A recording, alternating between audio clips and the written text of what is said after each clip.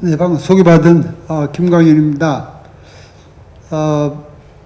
오늘 아침에 해도 비가 내려가지고 그래서 오늘 손님이 좀 적지 않겠나 이렇게 생각했는데 오후에 이제 낮에 아주 태양이 잘 났습니다.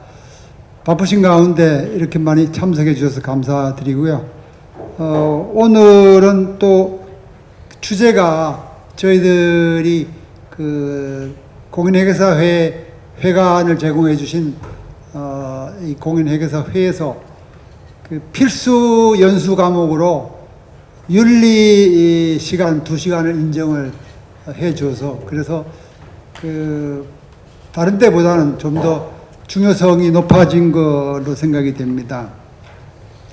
제가 인사 말씀을 공식적으로는 우리 자료집에 담겨져 있죠. 1페이지 담겨져 있습니다만 그 내용은 저희가 역사적으로 2014년에 오픈한 이래로 저희들 꼬박꼬박 분기 행사를 빠뜨리지 않고 해와서 이번에가 감사인 정책 세미나로 17번째입니다.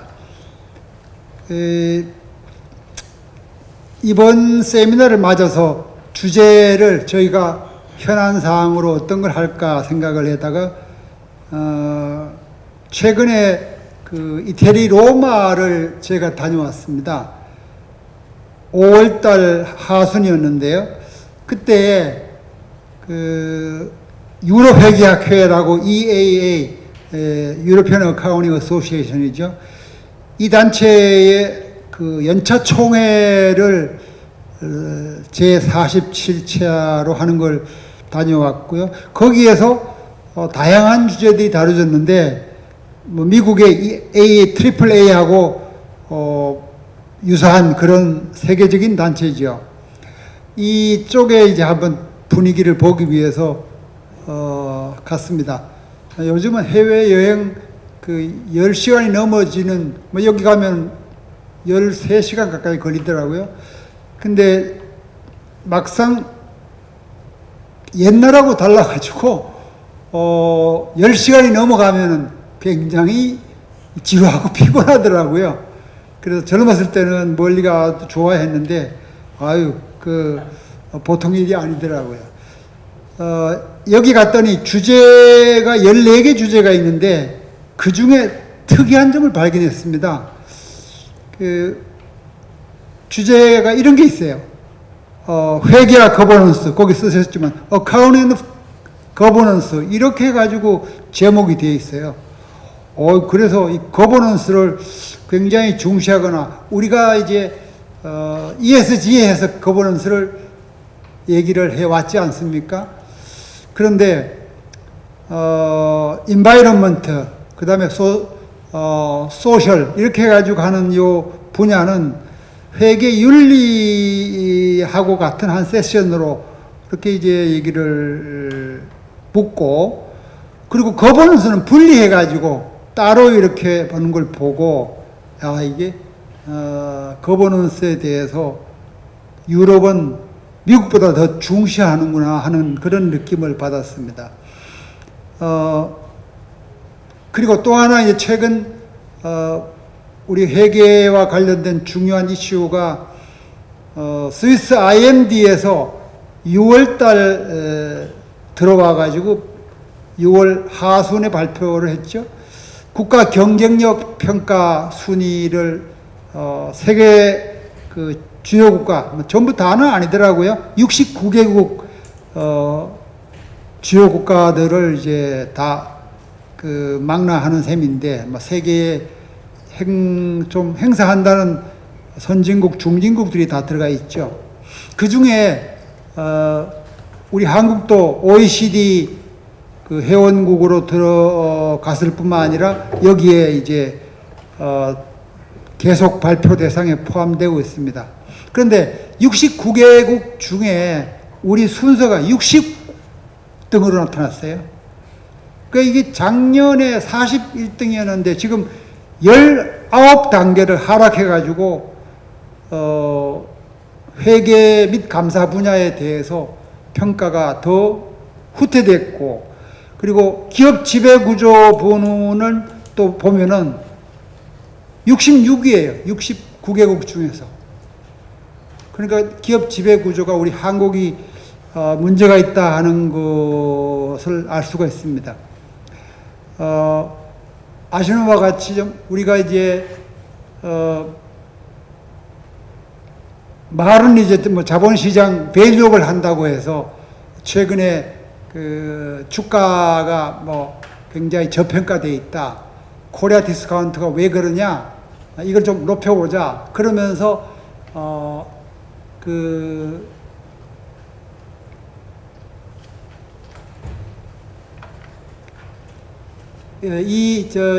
그거 뭡니까? PBR, 뭐, 국회에서도 PER하고 PBR하고 헷갈리는 기재부 장관이라고 해서, 논란이 됐습니다만, 그 PBR이, 보통 주가와 순자산과의 관계에서, 프라이스 북밸류 레이셔죠. 많이 인용이 되는데, 우리나라는 그게 1.0이 될까 말까 하다 이거죠. 그러면 만약에 그것이 0.9다 이렇게 되면은 프라이스가 그 북밸류 소위 순자산에 비해서 1도 안 된다는 얘기죠. 100%도 안 된다는 그런 얘기죠.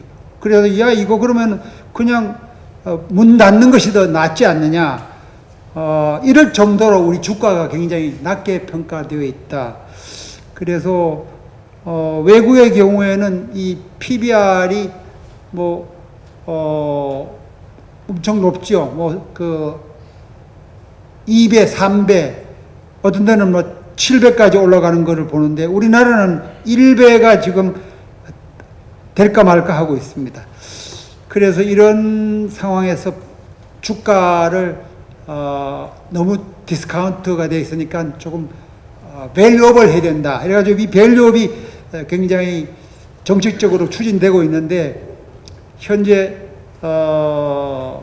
그래서 주가를 요즘 우리나라 주가에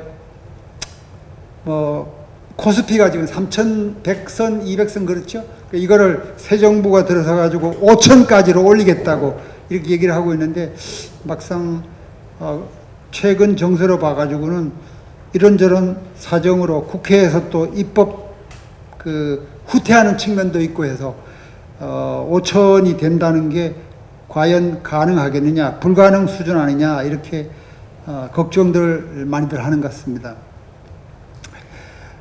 그래서 이번에 저희 그 주제 택하기를 이 회계와 관련된 문제로 해서 이번에 외부감사인 문제를 다뤘습니다. 외부감사인 내부감사인 문제는 지난번에 다뤘으니까요. 그래서 이번에는 부실감사 책임의 그 측면에서 문제가 있는 게 없느냐. 특히 이제 그 삼성의 이 회장의 사건들 이런 거를 보면서 이게 민사와 형사가 그냥 좀 차이 나게 진행되고 있는 걸 보고 결국은 형사건으로 해서 대법원까지 가서 무죄로 판결이 났죠. 그런데 이따가 얘기를 우리 주제 넘버원으로 강의안 넘버원으로 이제 발표를 해 주시겠습니다만은 이 형사건은 그렇다 하더라도 민사건은 끝나지 않은 것 같습니다. 손해배상 책임 그 분야는 좀 더 두고 봐야 되지 않느냐. 그런 점에서 우리가 민형사 법원 판단에 대해서 한번 비교적인 시각을 가져봐야 되지 않겠느냐 하는 것이 실무계에 계신 분들의 많은 걱정이더라고요. 그래서 이걸 전문가이신 안 교수님을 모셔가지고 옛날에 또 법원에도 계셨으니까 판사하신 그런 경험에서 좋은 말씀을 기대하고요. 그리고 강의 2에서는 이제 거버넌스 얘기로 들어가서 최근에 상법 개정을 1차, 2차까지 마치고 그래서 더 세는 상법이라고 나왔는데 3차까지 지금 준비가 되고 있는 것 같습니다. 그래서 그거는 아직 그 진행 중인 것 같고요. 그래서 여기와 관련해 가지고 이사회, 감사위원회, 그리고 주주총회까지 해서 그 내용을 한번 들여다보자.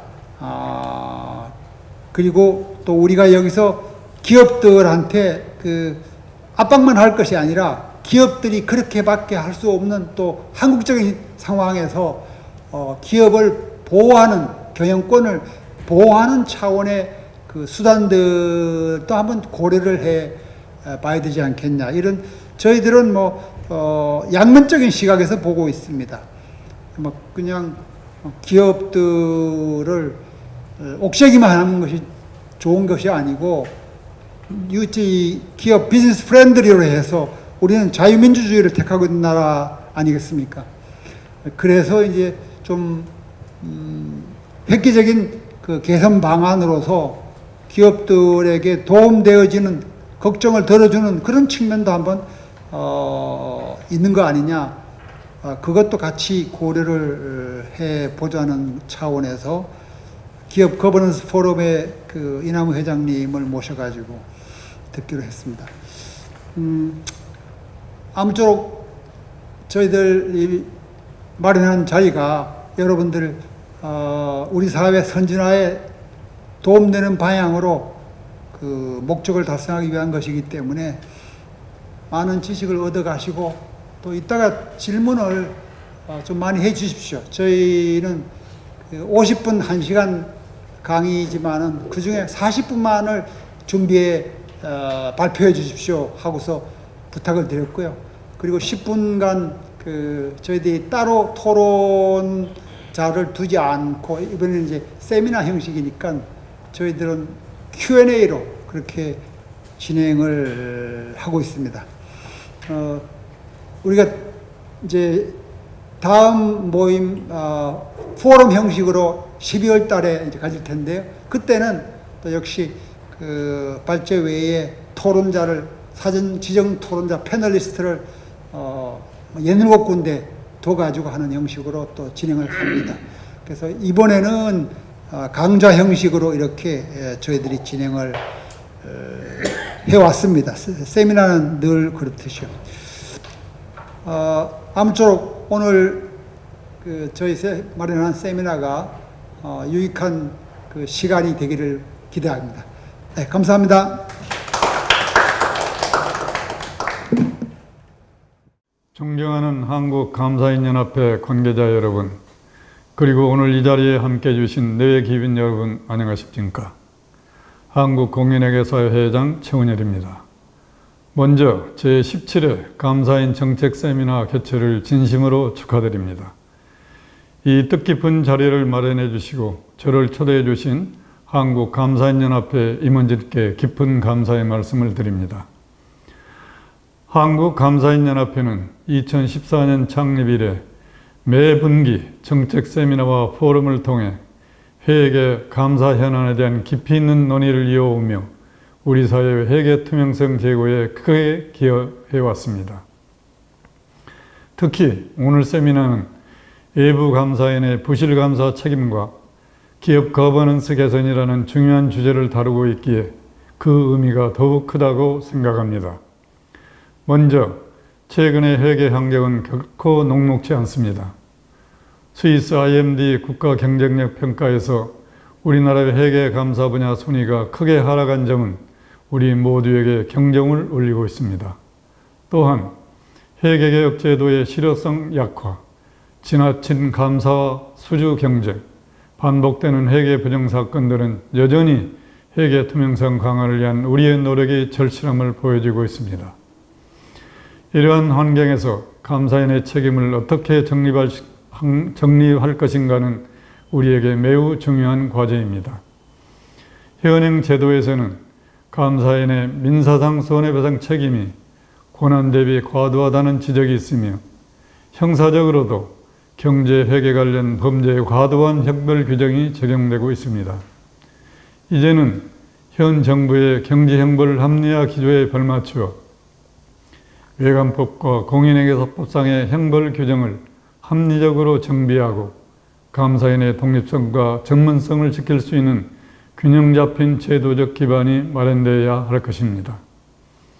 다음으로 기업 지배구조 개선은 회계 투명성을 위한 또 다른 핵심 과제입니다. 최근의 상법 개정안에는 이사회와 감사위원회 독립성 제고, 주주총회의 권한 확대 등 내용이 포함되어 있으며 회계, 감사, 지배구조 우수 기업에 대한 감사인 지정유예 제도를 통해 책임 있는 지배구조를 실천하는 기업에게 인센티브를 제공하는 등 지배구조 개선을 위한 국내 제도적 기반 마련에 박차를 가하고 있습니다. 더 나아가 국제적으로도 ESG 담론 속에서 거버넌스가 회계 투명성의 핵심으로 자리매김하고 있다는 점을 감안하면 우리 기업 역시 지배구조의 선전을 통해 시장의 신뢰를 제고하는 데 더욱 힘써야 할 것입니다. 오늘 첫 번째 강연에서는 한양대학교 안태준 교수님께서 외부 감사인은 민형사 책임에 대한 법원 판단을 심층적으로 다뤄주실 예정이고, 두 번째 강연에서는 한국기업거버넌스 포럼 이남무 회장님께서 한국 기업 지배구조의 혁신적 개선 방안을 제시해 주실 예정입니다. 두 분의 고견은 감사인뿐 아니라 기업, 학계, 정책 당국 모두에게 실질적 통찰을 제공할 것이라 확신합니다. 한국공인회계사회 역시 감사인의 독립성과 전문성을 지키고 회계감사 품질을 제고하며 우리 자본시장이 신뢰받을 수 있도록 최선의 노력을 다하겠습니다. 투명하고 건전한 회계문화 정착은 우리 사회 전체의 신뢰를 높이는 일이며 더 나아가 대한민국의 국가 경쟁력 강화로 이어질 것입니다. 끝으로 오늘 행사를 준비해 주신 한국감사인연합회 노고에 깊이 감사드리며 이 자리에 함께해 주신 모든 분들께도 의미 있는 지식과 영감을 얻어가시기를 바랍니다. 다시 한번 제17회 감사인 정책 세미나의 성공적인 개최를 축하드리며 여러분의 건강과 건승을 기원합니다. 감사합니다.